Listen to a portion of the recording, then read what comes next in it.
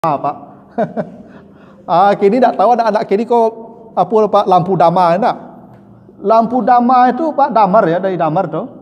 Itu melatui-latui itu Pak. Ya tuh, warna hitam meledak-ledak depan kalau dekat-dekat aja nyesambu itu tuh Pak. Pohon zaitun itu pohon yang diberkahi Allah. Itu makanya ubek. Ya, sampai ubek gata-gata, bisu, itu zaitunnya tuh Pak. Karena begitu zaitunnya tumbuh tidak di timur, tidak di barat. Apa maksudnya tidak tumbuh di barat, tidak tumbuh di timur? Kalau tumbuhnya di timur, dia tidak dapat cahaya dari barat. Kalau tumbuhnya di barat, dia tidak dapat cahaya yang tinggi di atas bukit, sehingga tidak ada cahaya yang menghalangi ke pohon itu. Kalau pagi matahari tumbuh, cahaya zaitun terima cahaya. Matahari di barat, dia terima cahaya. Make up ibu pakai kilik nak, do minyak tu. Tu maku ibu tu kalau pakai make up cerah bantu dari jauh Pak. Kalau dicampaan make upnya kan kalem untuk langsung. Ini membuat Allah membuat perumpamaan, makanya nurun ala nur, cahaya di atas cahaya. Itu yang saya katakan tadi, semua orang yang beribadah, cahaya petunjuk Allah itu ada tingkat-tingkatnya, ada tingkat-tingkatnya. Itulah kenapa Allah bikin perumpamaan tentang cahaya Allah yang diberikan kepada orang yang dikehendakinya.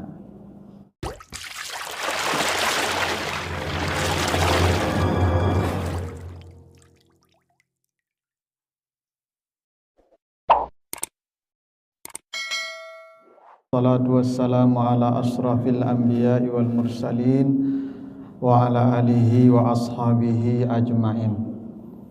Bapak, ibu-ibu, kaum muslimin, jamaah salat subuh yang dimuliakan Allah, kembali kita bersyukur kepada Allah atas segala karunia-Nya. Salawat dan salam untuk Nabi kita Muhammad sallallahu alaihi wasallam. Bapak Ibu yang saya muliakan, pagi ini kita akan bahas surat An-Nur, surat 24 ayat 35. Kita baca ayatnya. A'udzu billahi minasyaitonir rajim. Allahu nurus samawati wal ard. Mathalu nurihi kamishkatin fiha misbah. Al misbahu fi zujajah. Az-zujajah ka'annaha kaukabun durriyun. Yuqidu min syajaratin mubarakah. Zaitunatin la syarqiyah wala gharbiyah. Yakadu zaituha yuti'u walau lam tamsashu narun, nurun ala nurin, yahdillahu li nurihi may yasha wa yadribullahu al-amthala lin-nasi wallahu bikulli syai'in alim. Allah adalah cahaya langit dan bumi, maksudnya pemberi cahaya atau sumber cahaya. Perumpamaan cahaya Allah seperti lubang yang tak tembus, yang di dalamnya ada lentera. Lentera itu terdapat di dalam kaca, dan kaca itu seperti permata yang berkilau. Ada sebagian menerjemahkan seperti bintang yang berkilau. Dinyalakan dari pohon yang diberkahi, yaitu zaitun yang tidak tumbuh di timur dan tidak di barat. Hampir minyaknya saja memberikan cahaya walau belum disentuh oleh api. Cahaya di atas cahaya. Allah menunjuki kepada cahayanya orang-orang yang Dia kehendaki. Allah membuat perumpamaan-perumpamaan bagi manusia, dan Allah dengan segala sesuatu mengetahui. Ini ayat ini agak sulit memahaminya Ibu ya. Ya, surah An-Nur ayat 35 ini, karena ini sebuah perumpamaan. Kalau orang tidak hidup di masa lalu susah memahaminya nih Pak. Ya, orang sekarang yang sudah canggih, yang era milenial ini agak sulit memahaminya karena perumpamaan di masa lalu. Ya, kalau sekarang manusia yang sudah mengenal listrik, penerangnya, tidak mengenal lagi lampu togok, lampu semprong. Itu susah memahaminya Pak Ibu. Tapi ya, ayat ini menjelaskan tentang perumpamaan cahaya Allah atau hidayah Allah. Makanya kata Allah, yahdillah linurihi mayyasha. Allah memberikan hidayah atau petunjuk menuju cahayanya bagi siapa yang dikehendaki. Dan Allah membuat perumpamaan untuk cahaya Allah itu. Jadi ini Bapak Ibu perumpamaan yang dibuat Allah agar kita memahami tentang cahaya Allah. Cahaya Allah itu maksudnya petunjuk dari Allah. Karena petunjuk ini Bapak Ibu levelnya tidak sama. Orang dapat petunjuk ragam-ragam Pak. Ibarat bola ini tidak sama terangnya Pak, wattnya beda-beda.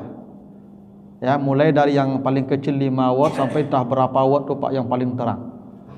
Petunjuk dari Allah juga begitu Pak, tidak sama kita peroleh. Makanya kalau Bapak Ibu baca nanti surat Maryam ayat 76, ya surat Maryam ayat 76, wa yazidullah allazina tadau hudan. Orang-orang yang sudah mendapat hidayah dari Allah pun akan diberikan tambahan-tambahan yang berbeda. Begitu kata Allah. Dia sama dapat hidayah dari Allah, tapi tambahan hidayah dari Allah itu tetap tidak sama Pak. Ada lagi tambahan-tambahan yang berbeda. Nah, jadi hidayah dari Allah ini memang tidak sama. Ya, karena itulah Allah membuat perumpamaan tentang perbedaan-perbedaan hidayah yang diterima oleh manusia kita ini. Tidak sama hidayah kita ini Pak. Apa buktinya? Tadi kita datang ke masjid salat subuh, kan semua sudah dapat hidayah Pak. Semua yang datang salat subuh ini sudah dapat hidayah. Tapi sama tidak datang kita tadi Pak? Tidak sama Pak. Ada yang datang sebelum azan, ada yang datang pas azan, ada yang datang setelah azan, ada yang datang lai kamat, ada yang datang lasa rakaat. Ya enggak Pak? Itu tidak sama hidayahnya tuh Pak. Yang datang sebelum azan dengan datang pas iqamat itu tidak sama hidayahnya tuh Pak. Ya. Nah, jadi hidayah ini tingkat terangnya cahaya Allah yang kita terima itu beda-beda. Nah, Allah bikin perumpamaan dalam ayat ini di surah An-Nur ayat 35. Kata Allah begini, Allahu nurus samawati wal ard. Allah adalah cahaya langit dan bumi. Maksud cahaya itu Allah sumber cahaya, Allah pemberi cahaya. Karena Allah itu sumber dari segala cahaya. Cahaya ini Bapak Ibu ada dua, ada yang hissi, ada yang maknawi. Cahaya yang hissi itu yang kita lihat ini, ya, matahari, bulan, ini cahaya hissi. Ya, bisa kita lihat dengan indera kita. Dan ini kita perlukan untuk mencapai tujuan duniawi. Kalau nak tabik matahari Ibu, bawa ke raja, bawa mencari nafkah. Jadi cahaya matahari itu dari Allah itu. Allah yang memberikan cahaya ke matahari. Dengan cahaya itu kita mencapai tujuan-tujuan duniawi. Kalau nak ada lampu Ibu, bawa ke raja malam. Kalau ada nak mengetik bagai. Kalau ada nak memasak bagai. Jadi tujuan duniawi ini kita membutuhkan cahaya yang sifatnya hissi, cahaya yang sifatnya terindrawi, ya. Tapi ada cahaya yang sifatnya maknawi, cahaya yang sifatnya abstrak, ya, cahaya yang sifatnya tak tampak oleh indera tapi dilihat oleh mata hati, ya. Itu yang Al-Quran. Jadi kalau cahaya yang sifatnya konkret ini kita butuh untuk mencapai tujuan duniawi yang pendek-pendek ini, Al-Quran sebagai cahaya yang sifatnya maknawi, yang abstrak, ya, yang tak terjangkau oleh mata kepala tapi dijangkau oleh mata hati, kita butuh untuk mencapai tujuan ukhrawi. Tujuan kita ada dua, duniawi, ya ini kita cari makan, cari pakaian, cari tempat tinggal, itu namanya tujuan duniawi. Dan cahaya kita perlukan, namanya cahaya yang hissi. Tapi untuk kembali ke sorga, kita tidak butuh cahaya matahari, kita tidak butuh cahaya lampu ini. Untuk kembali ke sorga kita butuh cahaya maknawi Al-Quran. Itu kenapa orang menuju sorga kecepatannya tidak sama nanti Pak, tergantung cahayanya. Orang ke surga tu tidak sama sampainya Pak. Makanya wasiqal ladzina taqaw rabbahum ilal jannati zumara. Orang akan datang ke surga bergelombang-gelombang. Tidak satu gelombang ke surga tu Pak. Artinya kalau bergelombang-gelombang mereka ke surga, itu sampainya tidak sama. Karena kecepatannya beda Pak. Bapak Ibu, sama lampu auto Pak. Kalau makin tarang lampu auto apa, makin capek sampai. Tapi lampu auto cuma turangi saja Pak. Ya toh, pasti apa lambat sampai. Itu kenapa orang menuju surga itu berkelompok-kelompok. Kelompok itu ditentukan cahayanya apa kecepatannya oleh cahaya yang mereka peroleh. Ya toh? Jadi kita menuju surga itu perlu cahaya. Al-Quran ini kan diturunkan hudan Pak. Hudan linnas. Ya, syahrul Ramadan allazi unzila fil Quran hudan linnas. Semua kita Bapak Ibu diberi cahaya oleh Al-Quran, tapi cahaya Al-Quran yang sampai ke kita ini itu tingkat terangnya beda-beda. Nah, itu Allah bikin perumpamaan masalu nurihi, perumpamaan cahaya Allah itu ya seperti lubang yang tak tembus, yang di situ ada pelita. Nah, zaman dulu Pak, awak kan kalau malam kan pakai lampu togok. Ada botol diisi minyak tanah, tu dia gi sumbu, enak, tu dibakar sumbunya tu. Itu namanya misbah, pelita. Kalau anak ini tak tentu ni Pak tu. Tu maka saya katakan orang yang tak hidup di zaman dulu susah enggak memahami perumpamaan ini Pak. Ya, mereka tak membayangkan keadaan itu. Dulu awak kan jedu Pak. Ya tu. Itu botol apa dulu tu Pak tu? Macam-macam lah pokoknya botol isi minyak. Lalu di hati itu dia lagi sumbu. Ya tu. Nanti minyak kau naik. Ya tu, dibakar. Tunya cahaya. Itu namanya lampu togok. Ya tu. Itu namanya misbah. Sekarang tak tahu orang dari gitu Pak, anak-anak sekarang. Lampu togok kau Pak Ibu, ya misbah tu. Itu kalau diletakkan di tangga rumah, nih ya, diletakkan di tangga rumah, itu cahayanya menyebar, ya enggak?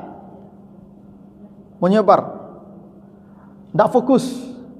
Lai tarang je Pak, cuma enggak nampak nengka dirasuk loh. Itu, kalau diletakkan di tangga rumah, sebab cahaya kok menyebar Pak, dan cahayanya enggak fokus. Ada orang dapat cahaya begitu, lai tarang je Pak, cuma tak tampak jalan ko, tak jali kalau dalam umur 60 Pak lampu togok tu dulu Pak. Itulah payah tu. Dan kalau letak di tampik terbuka di tangga rumah, nyo gampang padam dia ambil angin, ya tak Pak? Ada orang cahayanya gampang padam Pak. Seketik saya dimingi-mingi spermi Pak. Padam langsung. Gitu. Ini cahayanya letak di tangga rumah Pak, di tempat terbuka, yaitu yang cahayanya menyebar ke sana kemari sehingga tak fokus. Lain carangnya cuma tak nampak apa yang dirasuk lah Pak. Itu cahaya yang paling rendah. Ya. Tapi kata Allah ada cahaya yang agak lebih fokus, diletakkan dalam lubang yang tak tembus oleh yang lain. Maksudnya di dinding. Dulu kan kalau dah dilakitkan ke dinding Pak, mulai cahaya ko mulai tarang Pak. Bakok diletakkan ke dinding tarang cahayanya Pak, karena cahaya tak menyebar lah Pak. Tu makok lampu semprong tu Pak, bagi dinding di belakangnya tak. Ya tak Pak? Ke lampu semprong tu dibakar, dia lagi di belakang ko tembok. Ya Pak? Dari basi, ada apa dari aluminium ya. Dia kasih tembok. Supaya cahaya ko fokus ke muka, yang di belakangnya kalam. Sehingga yang di muka tu lagak tarang cahayanya. Kalau di padian tak pakai temboknya menyebar. Sudah tu kok lado dinding, lampu semporong tu Pak kok lado dinding, nyolah ambil angin. Ya nak? Tak mudahnya padam lah Pak. Kalau datang angin dari mungku, nyo ndak padam lah Pak, karena ada tembok. Datang angin dari belakang, nyo ndak padam lah Pak, ada tembok. Aku cahayanya agak tinggi kau Pak. Ya tahu? Cahayanya kau agak fokus dan tak mudah padam lah. Ya tahu? Lah pakai dinding. Tu makuk lampu sesuk tu Pak Ibu, lampu somporong tu bagi dinding di belakang. Supaya kalau ada angin dari mungkunya tak padam, angin dari belakangnya tak padam, angin yang memadamkan kiri kanan saja dong. Dan cahayanya agak lebih terang karena yang di belakang lah tertutupi, tak menyebar cahaya leh. Itulah agak tinggi cahaya tu Pak. Ya, kalau dia sudah di dalam lubang, di dalam tembok yang tak tembus lagi oleh sesuatu. Lalu kata Allah, al-misbah fi zujajah. Lampu itu, lentera itu ditaruh di dalam kaca. Kau agak tinggi cahaya kau Pak. Dulu lampu sempurong, ada yang tak berkaca, ada yang berkaca. Enak. Kan bisa jadi lampu sempurong dulu pacah kaca dulu tu Pak. Lain iduitnya Pak. Tapi kok dia lagi kacanya Pak, nampak tarangnya. Tu agak tinggi tu Pak. Lah dia lagi kaca. Diberi kaca itu, cahayanya semakin fokus, semakin terang, dan angin tak bisa lagi memadamkan. Makanya kalau lampu sempurong lah pakai kaca tu, apa jinjing berjalan tak padamnya leh. Itu. Bapak kalau buat jalan, ya toh, tengah malam dia buat jalan keluar pergi ke masjid pakai lampu sempurong tu Pak, buat saya berjalan tak padam. Kenapa? Udara hanya dari atas. Tak tembus lagi kiri kanan, depan belakang, sudah aman karena ada kaca dan cahayanya sudah terang. Itu tingkat hidayah yang sudah lebih tinggi. Lah terang. Tapi kata Allah, az-zujaja ka'annaha kaukabun durriyun. Kacanya seperti permata yang berkilau. Biasanya kaca itu kan dari bahan apa tu Pak? Ya kaca ya. Kaca. Kalau kaca itu kan standar saja tu Pak, kilauannya. Sekarang dia bukan kaca biasa, kaca permata. Permata tu Pak, itu kane cahaya itu berkilau tu Pak. Ya toh? Tak perlu dia dihadapkan ke cahaya, kena cahaya saja sudah berkilau. Ini cahayanya lebih tinggi lagi nih Pak. Yang kacanya bukan kaca biasa. Kaukabun durriyun. Karena memang itu bintang, seperti bintang yang berkilau sendiri. Kacanya itu pun sudah berkilau sendiri. Kan jarang-jarang Pak kaca lampu semporong kau dari permata. Kenapa? Kristal. Makanya lampu kristal tu Pak, itu bolanya uatnya ketik Pak, tapi kan semerbak. Kenapa? Kristal itu memantulkan cahaya. Itu namanya kaukabud durriyun. Cahayanya sedikit, cuman karena pantulan kaca yang dari apa tadi, dari kaukabun durriyun tadi, membuat cahaya semakin terang. Karena itu bukan kaca biasa. Kalau kaca biasa itu lampu sempurong tuh. Ini kacanya kaca yang menebarkan cahaya. Seperti itu yang di lampu-lampu yang sekarang, lampu apa namanya Pak? Yang itu yang kaca-kaca itu tuh. Ya, itu. Kristal ya. Kristal. Jadi kaukabun durriyun itu seperti kristal lah. Ini lebih tinggi lagi cahayanya Pak. Lebih semerbak lagi, lebih terang lagi. Lalu kata Allah, yuqadu min syajaratin mubarakah zaitunah.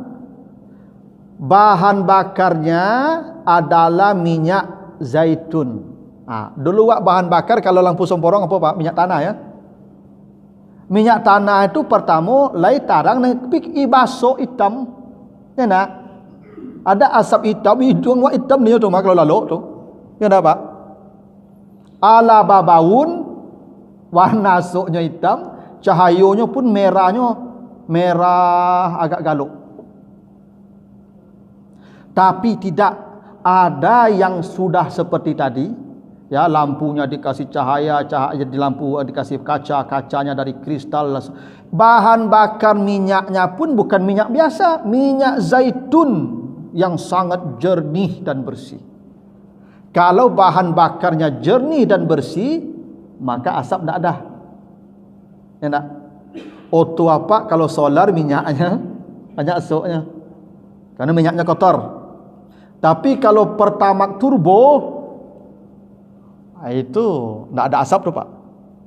Karena apalagi kalau aftur ya, kalau bahan bakarnya aftur, makin bersih bahan bakarnya, makin terang cahayanya, makin tidak ada asapnya.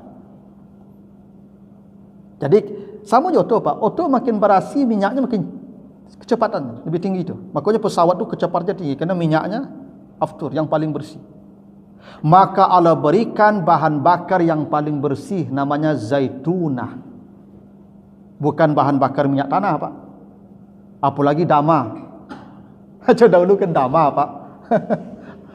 Kini tak tahu anak-anak kini kok apa Pak, lampu dama enggak? Lampu dama itu Pak, damar ya, dari damar tuh. Itu melatui-latui itu Pak. Ya tuh, wala hitam meledak-ledak depan kalau dekat-dekat ke nyo sambu eko tuh Pak.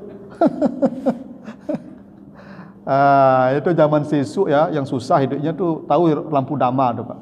Ambo dapat cerita le Pak, ambo tak merasa lampu dama pula lampu togok lah gitu. Nah, ini bahan bakarnya bukan dama, bukan minyak tanah, ya toh. Minyak zaitun yang diberkahi. Minyak zaitun kok Pak, mahal kok Pak. Ya nak? Untuk ubek itu bahan bakar untuk cahaya tadi, api tadi, lampu tadi. Zaitun. Maralah katarang cahayanya tu Pak. Orang lampu minyak tanahnya Pak, lampunya minyaknya zaitun. Ya toh? Bisa dimakan, bisa dikonsumsi langsung minyak zaitun tu Pak. Saking bersihnya. Makanya mubarakah. Zaitun tu menyehatkan Pak. Apa kalau sakit, apa je penyakit, zaitun tu lah konsumsi. Karena Allah sebut sajara mubarakah. Pohon zaitun tu pohon yang diberkahi Allah. Tu makanya ubek. Ya, sampai ubek gata-gata, bisu, itu zaitunnya tu Pak. Karena begitu kata Allah. Nah, zaitunnya bukan zaitun biasa. Ya tak? La syarqiyah wala gharbiyah. Ini zaitunnya tumbuh tidak di timur, tidak di barat. Apa maksudnya tidak tumbuh di barat, tidak tumbuh di timur? Kalau tumbuhnya di timur, dia tidak dapat cahaya dari barat. Kalau tumbuhnya di barat, dia tidak dapat cahaya di timur. Ini zaitun tumbuh di tempat yang tinggi di atas bukit, sehingga tidak ada cahaya yang menghalangi ke pohon itu. Kalau pagi matahari tumbuh, cahaya zaitun terima cahaya. Matahari di barat, dia terima cahaya. Zaitun ini zaitun yang tidak pernah tidak dapat cahaya. Full cahaya dia dapat. Gini Pak Ibu, ternyata zaitun itu kualitasnya berbeda Pak. Zaitun yang full dapat cahaya matahari dengan zaitun yang kurang dapat cahaya matahari. Itu kenapa zaitun itu banyak tumbuhnya di Palestina Pak, di daerah-daerah yang panasnya banyak. Karena ternyata cahaya matahari itu intensitasnya mempengaruhi kualitas minyak zaitun itu. Jadi ini minyak zaitun yang paling hebat, yang mana cahaya matahari full kepada zaitun itu. Sehingga kualitas minyaknya beda dengan zaitun yang lain. Tuh, makin hebat lagi cahayanya tuh Pak. Dan kata Allah, yakadu zaituha yudhi'u walam tamsashu narun. Bahkan minyak zaitun itu pun bercahaya, hingga tidak disentuh api pun minyaknya pun mengeluarkan cahaya. Masya Allah Pak. Bahan bakarnya itu sudah bercahaya, hingga kalau tidak dibakar pun cukup itu minyak tu jadi cahaya. Kan ada minyak kan berkilik-kilik Pak. Ya nak? Makanya ibu-ibu pakai make up. Make up ibu berkilik nak. Ada minyak tu. Tu maka ibu tu kalau pakai make up cerah bantu dari jauh Pak. Kalau dicampaan make upnya kan kalem bantu langsung. Karena make up itu minyak. Minyak itu. Tu maka ibu ku berkilik tu Pak, kalau pakai make up dari jauh nampak kilaunya Pak. Begitu dibuka make upnya tak nampaknya deh Pak. Jadi zaitun itu berkilau. Bahkan kata Allah, cukup kilauannya itu kalaupun tidak disentuh api. Saking hebatnya bahan bakarnya. Dan inilah hidayah yang paling sempurna. Inilah hidayah yang paling sempurna. Yang terangnya sempurna hingga bahan bakarnya pun cukup jadi penerang, tidak perlu lenteranya jadi penerang. Jadi ayat ini Allah membuat perumpamaan, makanya nurun ala nur, cahaya di atas cahaya. Itu yang saya katakan tadi, semua orang yang beribadah pasti dapat hidayah, tapi tidak bisa hidayahnya sama rata. Beda Pak. Coba, Bapak Ibu yang salat subuh tadi sudah dapat hidayah. Tapi ada yang sudah salat subuh, Assalamualaikum, langsung cabut. Ada orang habis salat subuh, berzikir dan berdoa dulu. Sama tidak hidayahnya Pak? Tidak sama Pak. Nyoleh sama-sama dapat hidayah ke Mas Haji. Ada orang sudah salat subuh, berzikir, sudah berdoa, langsung tabang. Ada orang sudah salat subuh, berzikir, duduk mendengar ceramah. Sama tidak hidayahnya Pak? Tidak sama. Beda Pak. Ada orang sudah dengar ceramah, pulang.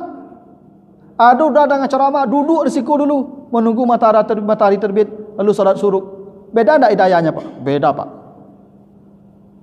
Itulah kenapa dalam salat kita selalu berdoa, ihdinas siratal mustaqim. Sudah, Bapak Ibu sudah salat dapat hidayah kan? Sudah. Tidak mungkin orang tidak salat itu dapat, orang yang salat itu tidak dapat hidayah. Kenapa minta hidayah lagi? Karena nurun ala nur. Ternyata cahaya petunjuk Allah itu ada tingkat-tingkatnya. Ada tingkat-tingkatnya. Itulah kenapa Allah bikin perumpamaan tentang cahaya Allah yang diberikan kepada orang yang dikehendakinya. Dan tentu kita berharap hidayah kita tuh makin hari makin terang Pak. Karena kalau makin terang, makin cepat sampainya di surga nanti. Ya, ibarat Bapak Ibu berjalan di malam hari dengan kendaraan, makin terang lampunya, makin cepat kita sampainya. Di dunia kalau kita tidak ada cahaya, stres kita Pak. Kenapa kita menuju akhirat tidak ada cahaya, kok kita santai saja? Nah sekarang ini Bapak Ibu sedang mencari cahaya. Makanya kita jelaskan bagaimana cahaya Allah itu kita peroleh. Nih, ya, begitulah Bapak Ibu ya, perumpamaan cahaya yang disebutkan Allah di surah An-Nur ayat 35. Ada pertanyaan Bapak Ibu sampai sini?